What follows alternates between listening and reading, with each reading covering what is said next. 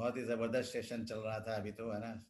इतनी सारी सीखने को मिलता है हर लीडर से, और यही खूबसूरती है इस बिज़नेस की कि हम जो है एक-दूसरे से सीख रहे होते हैं और आगे बढ़ रहे होते हैं। सबसे बड़ा बिज़नेस का मैजिक तो यही है। We are all deriving energies from each other. So मेरे बगल में मेरी बहुत ही पावरफुल लीडर बैठी हुई हैं। She is a great lady and she is a great speaker. तो मैं चाहता हूँ सबसे पहले वो अपने आइडियाज़ को रखें। हमारी इस जर्नी, ये सफ़र हमारा जो हुआ, कैसे हुआ और कैसे हम लोग यहाँ तक पहुँचे और किन चीज़ों को हम लोग फ़ोकस किए अभी तक हम लोग बिज़नेस में। ये हर नए आदमी को जानना ज़रूरी है। छोटी-छोटी चीज़ें होती है जो कि कभी-कभी अनदेखा हो जाता है। ये जानते तो हैं, पर क्या है, कभी-कभी मिस हो जाता है।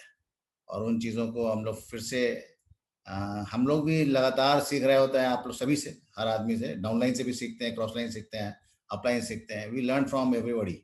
सो this business is all about becoming a very good student of people. You have to become a good student of people. So first of all, my wife Asia. Over to Asia. Good evening, everyone, and congratulations to all the participants and the speakers of today. आप लोगों ने बहुत अच्छे से अपने अपने subjects के बारे में बताया. You have great mastery on it. Congratulations. And let me start my story first. Myself, Asia, and Wakhar Afzal. बहुत से लोग आप लोगों ने हमें सुना है, पर जब आप अपनी कोई स्टोरी शेयर करते हैं, जितने बार आप शेयर करते हैं, उतना बार उतना ही मजा आता है. और हमेशा लगता है यार ये सब चीज़ें हम ही ने किए थे क्या? जो सवाल आता है, ये हम ही ने किया था क्या? जब शुरुआत की थी तो लग रहा था कि ये हमसे नहीं हो पाएगा, पता नहीं क्या है, क्या नहीं है, हो पाएगा कि नहीं होगा। तो इनिशियली ये जो हमारा बिज़नेस जो हमारी लाइफ में आया, मेरे हस्बैंड पब्लिक सेक्टर जॉब में थे और मैं कोचिंग क्लासेस इनके साथ किया करती थी, क्योंकि मेरे हस्बैंड भी कोचिंग क्लासेस करते थे। He is a very good teacher of maths and physics. और कोचिंग में ये स्पोकन इंग्लिश में मास्टर थे, तो उसके भी इनके स्टूडेंट्स आते हैं। सिर्फ बच्चे हमारे स्टूडेंट्स नहीं थे, काफ़ी एम्प्लॉइज़ भी हमारे स्टूडेंट्स थे। तो हमारा उस एरिया में रुतबा बहुत ज़बरदस्त था।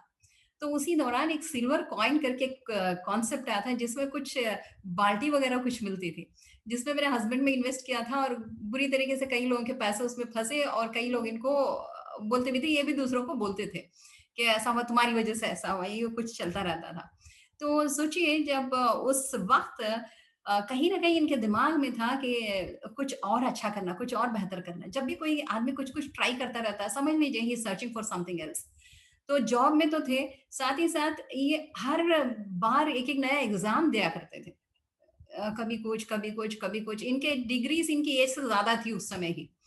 तो इतने डिग्रीज़ थे, इसलिए पढ़ रहे थे क्योंकि हम बिलीव करते थे एक सिस्टम में कि आप if you study good, you will live good. अगर आप अच्छी पढ़ाई करते हैं, तो अच्छे से आप ज़िंदगी गुज़ार पाएँगे, एक अच्छी नौकरी मिल जाएगी, अच्छे से गुज़ार पाएँगे। और उसी दौरान इतना पढ़ने के बाद भी ये जहाँ पब्लिक सेक्टर में काम कर रहे थे, वहाँ इन्हें वो चीज़ें दिख नहीं रही थी जो इन्हें चाहिए थी। तो he was trying to go abroad, बाहर जाने की कोशिश में भी पासपोर्ट वगैरह बना रहे थे, कुछ अपॉर्च्युनिटीज़ की तलाश में थे, कहाँ से ब्रेक थ्रू मिलेगा देख रहे थे। उसी दौरान ये बिज़नेस हमारी लाइफ में आया।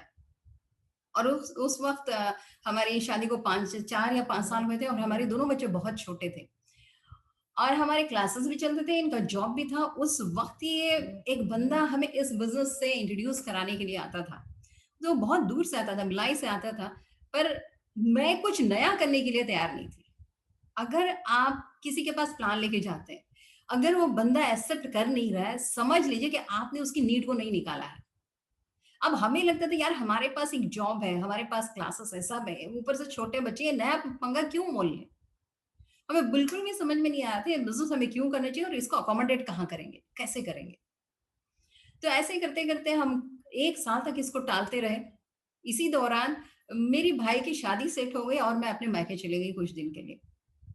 तो अफ़ज़ल सर को इनका दूसरा वो जो प्लान दिखा रहा था, वो उसने नहीं, कोई और ने, दूसरा इनका दोस्त ने क्या किया, बड़ा स्मार्ट बंदा था, वो बोला तुमको यार पढ़ना-लिखना बहुत अच्छा लगता है, चल एक सेमिनार है उसमें चल, आने-जाने का खर्चा सब मैं दे दूँगा, टिकट भी मैं ले दूँगा। तो यही कह के उसने इनको एक सेमिनार में ले गए, जहाँ सेमिनार में गए, वहाँ एक बहुत ही ज़बरदस्त बंदे वहाँ एक कपल आए हुए थे। दिल्ली से आए हुए थे और इंडस्ट्रियलिस्ट थे और काफ़ी अच्छे पढ़े-लिखे थे। और क्योंकि अफ़ज़ल सर इंग्लिश कोचिंग के सर हैं, तो अच्छी इंग्लिश भी बोल रहे थे, तो ही वाज़ हाइली इम्प्रेस्ड कि यार ये कुछ अच्छी चीज़ है। और वहाँ का माहौल कुछ अलग था। ऑल वेर वेल ड्रेस्ड, बहुत अच्छे से, बहुत सभ्य थे वहाँ पर। क्योंकि कोल इंडिया का अगर आप कल्चर देखेंगे, it is not so good और बेसाले के बगैर वहाँ बात नहीं होती है। पर यहाँ पर हर कोई सर कर रहा है, मैडम कर रहा है, बहुत अच्छे से बात कर रहा है, बहुत तहज़ीब दिख रही है, तो इनको ही वाज़ थोड़ा-सा झुकाव आया। और जब पूरा सेमिनार कंप्लीट हुआ, he was totally sold out. इनका पूरा माइंडसेट चेंज हो गया था। और वापस आने के बाद वही हाल हुआ, मुझे नींद ना आए, मुझे नींद ना आए, मुझे चैन ना आए वाला इनका हाल हो गया कि सारी रात नींद नहीं आई, ये रॉयल्टी इनको मुझे कैसे मिल सकती है? सारी रात गोलियाँ बनाना, एकदम ऑब्सेशन टाइप हो गया इनको। तो मेरी पड़ोसन इनको देखती थी हमेशा खिड़की से, कि ये कर क्या रहा है? आखिर रात-रात भर ये करता क्या है? इसका लाइट क्यों बंद नहीं होता है? तो वो क्या करती थी, मुझे फ़ोन लगा के बोलती थी, "दीदी वो भैया को ना कुछ हो गया है, इनको कुछ अटैक आ गया है, रात-रात भर सोता नहीं है और रात-रात भर क्या-क्या करता है बोर्ड पे और ज़ोर-ज़ोर से हँसता रहता है।" और इनको लगता था यार फ्रीडम मिलेगी तो कैसी रहेगी life and he used to laugh loudly, ज़ोर-ज़ोर से हँसते थे। जो बंदा कभी नहीं हँसता था अफ़ज़ल जी ऐसे थे, बहुत रिज़र्व्ड टाइप के बंदे थे। और काम की ही बात करते थे। वो बंदा अगर घर में रात में पूरा रात जग रहा है और ज़ोर-ज़ोर से हँस रहा है तो उसको बड़ा लगा। तो मुझे हमेशा बोलती थी, "दीदी तू जल्दी आ जा, ये पागल हो गया है, ये पागल हो गया है।" यही कहती थी वो। तो हुआ ऐसा कि मैं वापस आई, वो स्टोरी फिर कभी कवर करेंगे। वापस आई, वापस आने के बाद मैं देखी कि वो किट है और उसमें कुछ प्रोडक्ट्स हैं और मुझे थोड़ा अच्छा भी नहीं लग रहा था क्योंकि मैंने तो मना की थी इनको करने के लिए। उसके बावजूद ने ये जॉइन कर लिए। तो कहीं न कहीं अंदर था यार इसका पीछा तो छुड़ाना ही है। या तो रहेंगे हम या तो रहेगा ये डब्बा। तो यही चल रहा था। चलते-चलते क्या हुआ आप जानते हैं एक घर अगर आप डेढ़ 2 महीने के लिए छोड़ के जाते हैं, वापस आने के बाद एक अगर सिंगल बंदा रहता है तो उसका क्या गत करके रखता है। वो घर का वो बैंड बजा रहता था क्योंकि अफ़ज़ल जी को पढ़ने लिखने से, बच्चों को पढ़ाने से और तीसरे काम से कोई मतलब ही नहीं था। बाई भी अगर आती थी तो उसको भेज देती थी, "तू तुम जाओ डिस्टर्ब मत करना" और अपने पढ़ाई-लिखाई में लग जाते थे। तो डेढ़ महीने का क्लीनिंग जो है अब कैसे करूँ, कहाँ से शुरू करूँ? 2 छोटे बच्चे मुझे कुछ समझ में नहीं आ रहा था। फिर ये बोले कुछ इसको चेक करके देख लो इसमें क्या है। तो उसमें से एक प्रोडक्ट निकला ज़ूम। और वो प्रोडक्ट से मैं बहुत इम्प्रेस्ड हुई क्योंकि तब कुछ भी आइडिया नहीं था प्रोडक्ट क्या है, कैसे यूज़ करना है, कुछ नहीं मालूम। बस उसके इंस्ट्रक्शंस देख के मैंने यूज़ की। भले मैंने उसको ज़्यादा यूज़ कर लिया, ओवर यूज़ किया, वेस्ट भी किया प्रोडक्ट को, पर जो रिजल्ट्स थे that were amazing and I was highly impressed by the product. जब प्रोडक्ट से इम्प्रेस हुई तब मुझे लगा कि इन प्रोडक्ट्स जो है बहुत अच्छे हैं। उसके बाद मैं एस8 खोली। अब जब एस8 खोली तो और मज़ेदार बात हुई, कपड़ा साफ ही ना हो एस8 से। अभी मैडम जैसे बता रही थी अगर वैसे मुझे कोई बताया होता तो बड़ा मज़ा आता, पर मैंने तो देखा ही नहीं था। तो जब मैं कपड़े धोती थी, जैसे हम डिटर्जेंट में धोते हैं, पूरे कपड़े मिला दिए, डाल दिए, डार्क अलग कर दिए, लाइट अलग कर दिए और धो लिए, हो गया काम। पर इसमें क्या होता था जैसे मैं डालती थी वैसे डालती थी, एक भी दाग साफ ना हो। और मैं सोचती थी यार इतना महँगा प्रोडक्ट और ये तो साफ नहीं हो रहा, वो तो साफ हो गया ज़ूम, ये तो साफ नहीं हो रहा, क्या करें अब? फिर ले दे के एक ट्रेनिंग में मुझे ले गए, रोज़-रोज़ का किच-किच इनके साथ। फिर ये ले गए, ले जाके वहाँ पर जब ट्रेनिंग में मैं देखी कि इसको प्री ट्रीटमेंट करना पड़ता है। आप में से कई लोग ये कर रहे होंगे। जब वैसे एक लेके आए घर में, सीधे-सीधे डालते होंगे और जब झाग नहीं आता तो और डालते होंगे। और उसमें भी सैटिस्फैक्शन नहीं मिलता तो एरियल भी मिलाते होंगे, ये हमने भी किया। अ, क्योंकि हम झाग से इतने झाग के आशिक कितने हैं कि जब तक बढ़िया झाग नहीं आता हमारा कपड़ा साफ नहीं होगा, यही हमारा माइंडसेट है। तो वो हमारा भी था। उसके बाद हुआ ऐसा जब प्री ट्रीटमेंट करके मैंने प्रॉपर तरीके से किया तो मुझे ये समझ में आया ये प्रोडक्ट्स कुछ डिफरेंट है, इनको यूज़ करने का तरीका अलग है। तो धीरे-धीरे I started understanding the products and learning about the products. धीरे-धीरे मैं सीखने लगी। जैसे-जैसे मैं प्रोडक्ट सीखने लगी मुझे इस बिज़नेस में फेथ डेवलप होने लगा। और सबसे बड़ा रीज़न ये था कि अफ़ज़ल जी को बहुत ज़बरदस्त इस कॉन्सेप्ट पे विश्वास था कि ये वर्कआउट कर जाएगा। तो मुझे लगा जब इनको इतना विश्वास है और प्रोडक्ट भी अच्छे हैं, तो चलो कुछ करके देखा जाए। तो आपने वो गाना भी सुना होगा ना, ये कहाँ आ गए हम यूँ ही साथ चलते-चलते। वैसे ही हमारी गाड़ी चल पड़ी, साथ-साथ हम चल पड़े। तो देखिए, ये बिज़नेस है। ये जैसे दूसरा बिज़नेस है, वैसे ही ये बिज़नेस है। तब पर ये बात तब नहीं समझ में आती थी। तब लगता था जब हर्डल्स आते थे, कोई नो शो होता था, शाम त 6 बजे का टाइम दिया है, 9 बजे तक कोई नहीं आ रहा है, बैठे हुए हैं, बोर्ड देख रहे हैं। अब मैं इनकी चेहरा देख रही हूँ, ये मेरा चेहरा देख रहा है और बोर्ड देख रहे हैं, तीसरी बार फिर गेट देख रहे हैं, फिर मन ही मन गा रहे हैं, सुहानी रात ढल चुकी, ना जाने तुम कब आओगे करके प्रॉस्पेक्ट का इंतजार कर रहे हैं। बस यही सब चल रहा था और होता भी ऐसा था, कोई एक बंदा आ भी गया तो वो नो बोल देता था तो और दर्द होता था। फिर हमारा फिर गाना बजता था, दिल के टुकड़े टुकड़े करके मुस्कुरा के चल दिए, जाते जाते ये तो बता जा हम जिएंगे किसके लिए। तो यही सब चल रहा था। मैं आपको जर्नी थोड़ा मजेदार तरीके से बताने की कोशिश कर रही हूँ क्योंकि हर सक्सेस स्टोरी जो उसको एंजॉय करना जरूरी है। If you not enjoying this journey then you won't build this business. इस बिजनेस के अंदर आप जितना बिल्ड नहीं करते उससे ज्यादा टिके रहना बहुत ज्यादा जरूरी है। You need to survive in this business और वो सर्वाइव तभी आप कर सकते हैं जब आप इस प्रोसेस को एंजॉय करते हैं। तो वो एंजॉयबल मैं थोड़ा सा सफर बना के दिखा रही हूँ आपको। तो धीरे धीरे ऐसे ही चलने लगी कहानी हमारी। 14 महीने में हम सिल्वर बन गए। सिल्वर बनने के बाद बहुत जल्दी कंटिन्यूस प्लैटिनम गए, फाउंडर प्लैटिनम गए, सफायर गए। ऐसे ही हमारी एक स्टेप्स आगे बढ़ती गई। साथ में हमारी सबसे पहली कार आ गई क्योंकि हमने कभी लाइफ में सोचा नहीं था कि हम कभी कार के बारे में भी सोचेंगे। उस आज तो हर घर में 2-2 3-3 कार है, पर उस वक्त एक स्कूटी बहुत बड़ी होती थी, एक स्कूटर बहुत बड़ा होता था। उस समय मैं हम सबसे पहली गाड़ी हमारी थी मारुति स्टीम और बहुत प्यारी गाड़ी थी। हमने उस समय बहुत ट्रैवल किया, बहुत बिजनेस बिल्ड किए और उसके बाद हमने 2006 में अपना घर भी खरीदा इसी बिजनेस के थ्रू और मेरे हस्बैंड ने अपने जॉब को भी रिजाइन किया। तो ये जरूरी नहीं है कि आप इस बिजनेस को बिल्ड कर रहे हैं तो आप रिजाइन करिए। आप जरूर अपने बिजनेस के साथ साथ अपने जॉब को कर सकते हैं, पर दोनों को बैलेंस करना उस वक्त थोड़ा मुश्किल हो रहा था क्योंकि फिजिकली प्रेजेंट होना जरूरी था उस वक्त। पर आज डिजिटल जमाना है, आप जूम को यूज करते हुए बहुत अच्छे तरीके से अपने काम को बढ़ा सकते हैं। आप बीच बीच में कभी जा सकते हैं। तो दोनों चीज बैलेंस आज करना हो सकता, पर उस वक्त ये नहीं हो पाता था।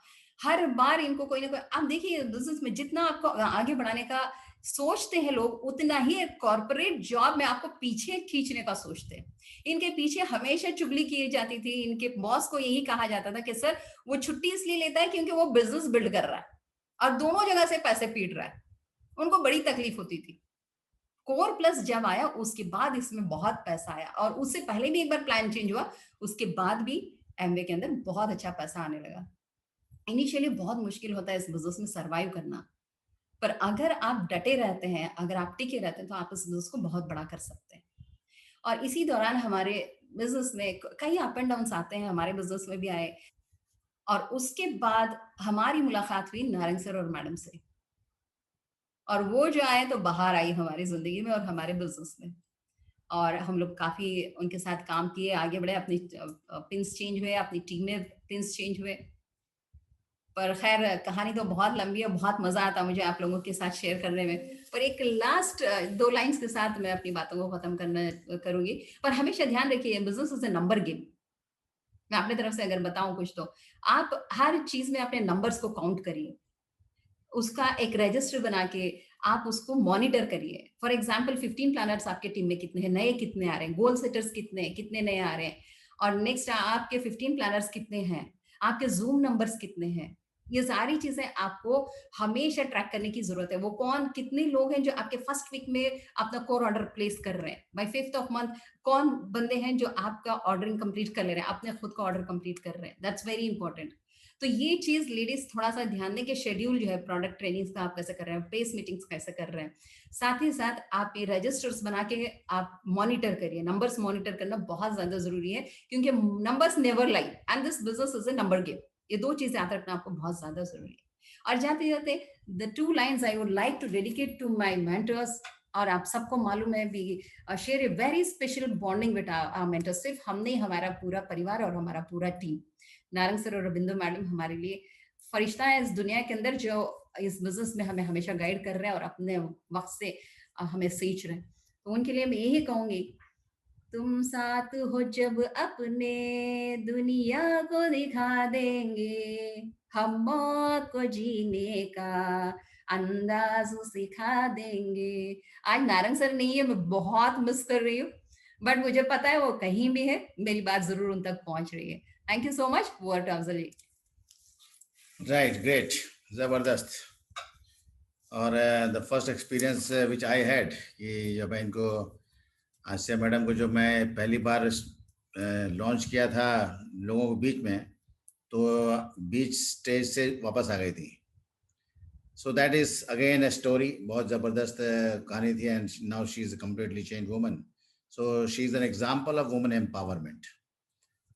तो ये बिजनेस के बारे में जैसे आशिया मैडम बता रहे थे कि हम लोग के अंदर एक ऑब्सेशन, जुनून मेरे अंदर पैदा हो गया था. जुनून एक्चुअली होता क्या था कि कुछ पॉजिटिव साथी मिल गए थे.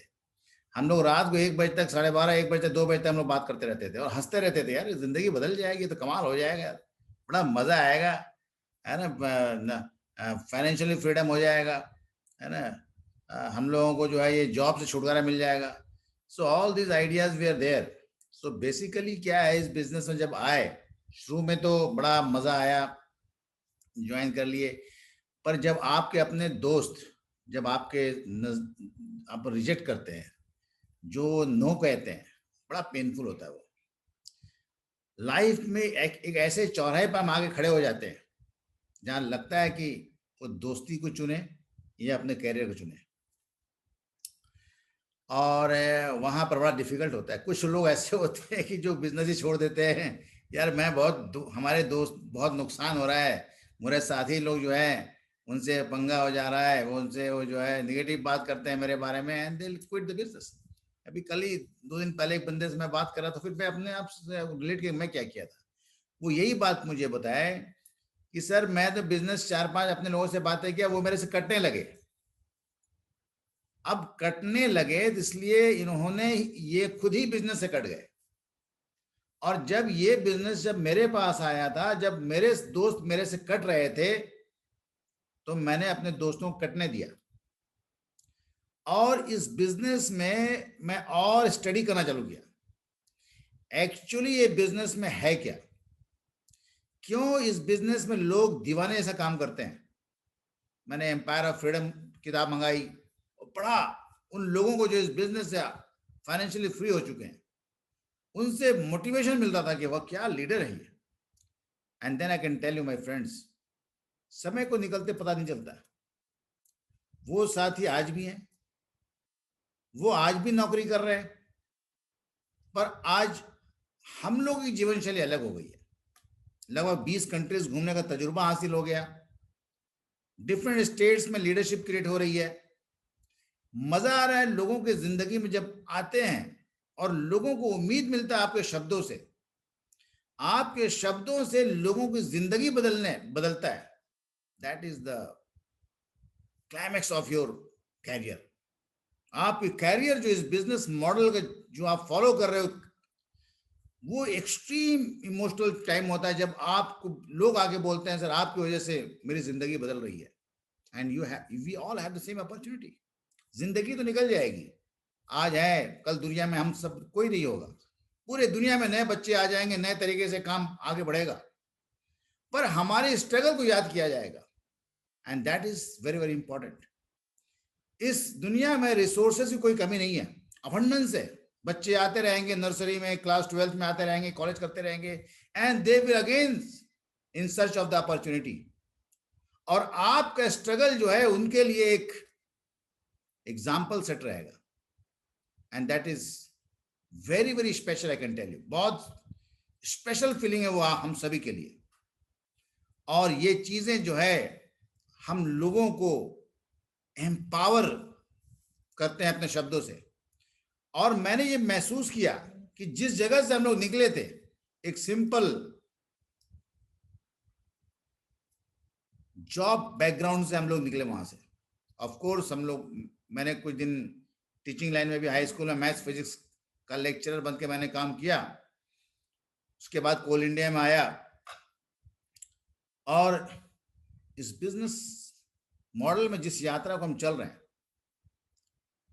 ये मंजिल जो है हमेशा प्रोग्रेसिव है. आप एक अचीवमेंट करते हैं, दूसरा फिर अचीवमेंट है, तीसरा अचीवमेंट, चौथा अचीवमेंट है. और गोल्स एंड ड्रीम्स को हमेशा प्रोग्रेसिव होना ही चाहिए, क्योंकि सोसाइटी का डेवलपमेंट का काम कभी रुकेगा नहीं. सोसाइटी में नए नए आइडियाज पैदा होते रहेंगे, नए नए चीजें पैदा होती रहेगी, नए नए इमोशंस पैदा होते रहेंगे और दुनिया आगे बढ़ती रहेगी. That is very very special, I can tell you. और ये सब चीजें हासिल कैसे कर सकते हैं हम लोग, मैंने कैसे हासिल किया? The day I join the business, मेरे दिमाग में एक ही बात था कि यार गोल सेटिंग करो। जब तक हम गोल सेटिंग खुद नहीं करेंगे तब तक वो डुप्लीकेशन नहीं होगा। जिस बिजनेस की हम बात करते हैं कि ये बिजनेस बहुत बड़ा हो जाएगा, आज आपको हो सकता है कि 1 लाख का बिजनेस बहुत मुश्किल लग रहा हो, और एक टाइम आएगा जब आपको लगेगा 50 लाख का बिजनेस महीने बड़ा आसान हो रहा है, बस 1 करोड़ का बिजनेस महीने बहुत आसानी से हो रहा है। It's all about different phases of life, different phases of struggle. आज हम जिस फेज में हैं कल उस फेज में हम नहीं होंगे। आज जैसे कि आपको मालूम होगा कि नारायण सर का टर्नओवर जो है 150 करोड़ 200 करोड़ रुपए, 200 करोड़ पता नहीं और कितना करोड़ सालाना हो रहा होगा।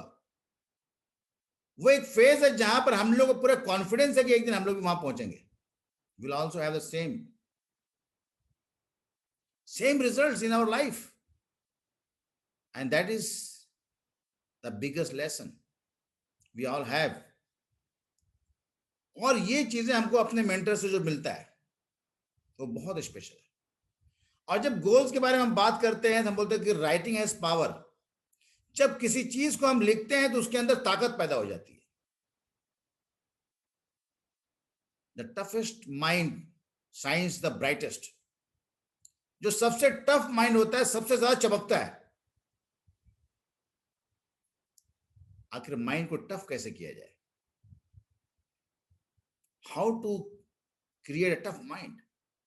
और ये प्रैक्टिस चीज है, एक दिन के एफर्ट से कोई भी चीजें ऐसी बदलती नहीं है। Again I tell you, goal setting is the thing which can make your mind tough. जब आप गोल सेट करते हैं आप अपने अंदर एक डिसिप्लिन को इंपोज करते हैं, सेल्फ डिसिप्लिन इंपोज करते हैं, and that is what we all have to understand. जब तक हम सेल्फ डिसिप्लिन नहीं करेंगे अपने आप को तब तक ये बिजनेस में गोल सेटिंग प्रेशर लगेगा।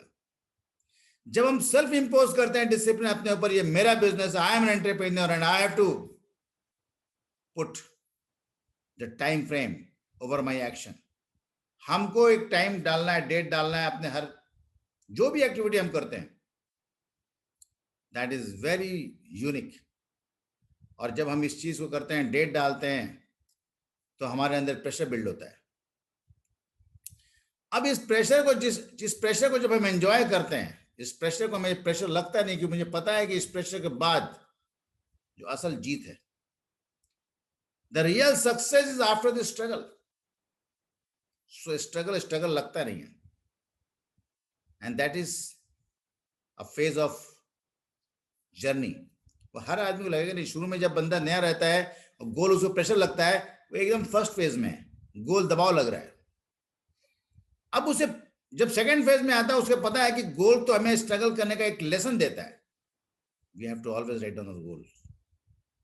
Written goals has powers. आप जो है मिलियंस में एक होते हैं। जब आप गोल को लिखते हैं केवल, तो आपके अंदर इतनी कॉन्फिडेंस आ जाता है, आपके अंदर इतने इंटरनल स्ट्रेंथ आ जाता है, you become 1 in million. So that is for all. हर आदमी इस अपॉर्चुनिटी से जुड़ सकता है, इस प्रोसेस से जुड़ सकता है, और उसी चीज को जो है हम सबको बिलीव करना पड़ेगा। दूसरी इंपॉर्टेंट चीज जो है कि एक एडिफिकेशन कल्चर होता है। गोल कैसे पूरा होता है? हमारे ऑर्गेनाइजेशंस में thousands and thousands and thousands and thousands and thousands of people का रिक्रूटमेंट होना चालू हो जाएगा। आने वाले सभी को होगा, हम सभी का होगा, पर ये कंट्रोल कैसे होगा? We all have to create a culture of edification.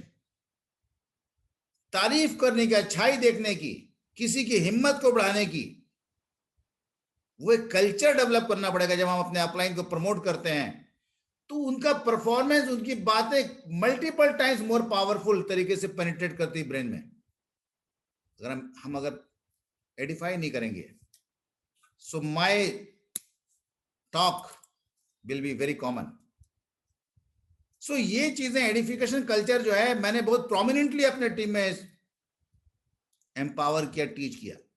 It is very very important. So when we create a culture in our organization, so one of the culture is goal setting and second culture is edification. ये दो चीजें अगर हम अपनी team में लाते हैं, सो हमारे organisation में जो है, हम सब के ऑर्गेनाइजेशन में क्या है, कंपाउंडिंग ऑफ टाइम चालू हो जाएगा, मल्टीप्लीकेशन ऑफ टाइम चालू हो जाएगा. ये चीजें जो है हमारे पास है, we have that power in our hand.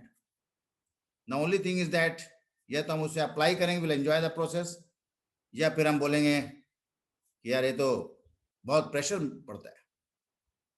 You have to love. Class 1 के जो बच्चे होते हैं उनको क्लास 5 का कोर्स दीजिएगा, उनको प्रेशर लगेगा. और क्लास 5 का जब बच्चा होता है उसे क्लास 1 दीजिएगा तो बहुत सिंपल लगेगा. सो आपका जो कोर्स आपको जो दिया जा रहा है, एक समय आएगा बहुत ही आसान लगेगा, बहुत ही हल्का लगेगा. And we together we all will create a history in Amway India. और नारंग सर के ऑर्गेनाइजेशन में बहुत सारे सक्सेस आने वाले हैं. देयर ऑल पाइपलाइन में सब सेट है, काम धुआंधार चल रहा है, चारों तरफ तूफान मचा हुआ है, बहुत ही भूखे लोग टीम में आ चुके हैं. There all hungry people, hungry for success, and I know that you all have the capacity and capability, and this is the right platform where we can hit all our goals and dreams in our life. So this is all from our side. Thank you so much. God bless you.